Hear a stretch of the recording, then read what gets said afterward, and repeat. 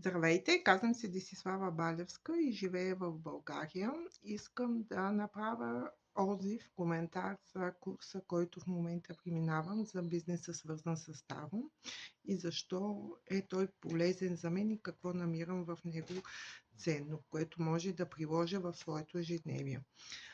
Преди да се запозная с самия курс, съм минавала някакви такива подобни бизнес обучения и там също съм получавала информация, така че за мен темата не е толкова нова и горе-долу се ориентирам. Но интересното, което откривам в този курс е това, че погледа е през друг малко, да кажем, по-духовен ракурс на случващото се и това колко важно е да откриеш своето предназначение, да откриеш своята точна аудитория и начина, по който да взаимодействаш с нея от гледна точка на таро.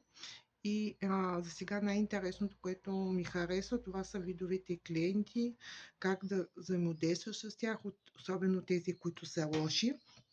И защо това е важно от психологична гледна точка и как да постъпваш в дадената ситуация. Затова определено препоръчвам курса на всички, които искат да се запознаят с този вид деятелност и да продължат да развиват себе си и своите таро умения в бъдеще. Защо и не да го направят наистина в сериозен бизнес, от който могат да имат достойни и добри доходи. Благодаря, с вас беше Деси.